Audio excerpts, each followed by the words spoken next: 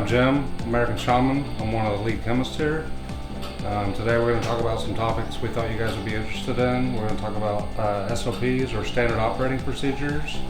We're going to talk about lab reports, and then we're going to talk about what makes oil a good oil. So we write a lot of the standard operating procedures. We update them and we review them. And then we also do a lot of the formulations. So when we get, like, somebody comes in for a new product and they want to put our product in there, we will actually look at it and test it and see if it's something that's relevant, and then we can actually formulate it and get like a pilot batch going and put it out in the process. So let's talk about the oils for a minute. We get a lot of different kind of oils in here that people want us to test naturally because they want to sell it to us. We have our own farms. We have different areas that go up to our processing plant so that we can refine it, and so we'll actually test that, but we'll look at it first and see if it's good oil. So first we'll actually look at the color, we'll smell it, and then we'll actually taste it. But primarily over that, we'll actually test it to see what the cannabinoid content is.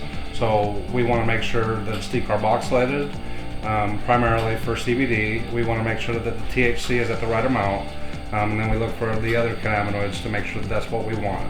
We look for something kind of in between so that we get a full spectrum so that we can get that entourage effect with the oil.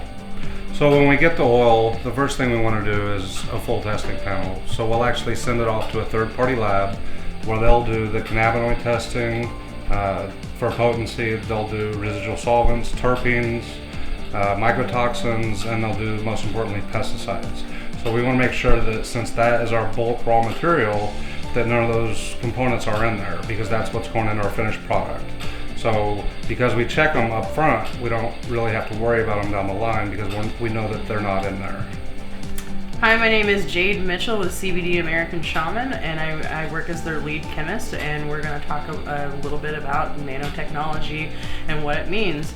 Nano, in general as the term, means the size of the particle that it has been milled down to. And so the reason that we have nanotechnology goes into the pharmacokinetics and how this product actually spreads across the surface area to actually send a signal to your endocannabinoid system to send relief off to a part of your body that you're trying to relieve.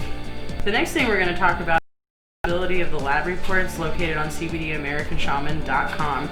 And so the reason we want the lab reports accessible to all of our customers is so that people can see in real time of the products that we are creating and how everything gets tested here at American Shaman. And so there's a lot of companies that don't provide this type of information, and we want to be able to show all of our customers with full transparency that what we're creating for our customers is what we're putting in our product. The next topic we're going to talk about is the Hemp Authority certification, which CBD American Shaman recently acquired. And so what that means is when people receive this sort of certification, it means that the company and also the facility are following certain guidelines in order to have the safest product possible for their consumers. There's a lot of people who are creating this product and aren't documenting anything that they have in regard to where their vendors are coming from, and when they open up the product and when they receive the product and how much they're weighing of the product, and being able to keep proper documentation so if any government agency happens to come on our campus. So we're the lead chemists here at CBD American Shaman. And we hope to see you in Las Vegas. Shaman way, baby.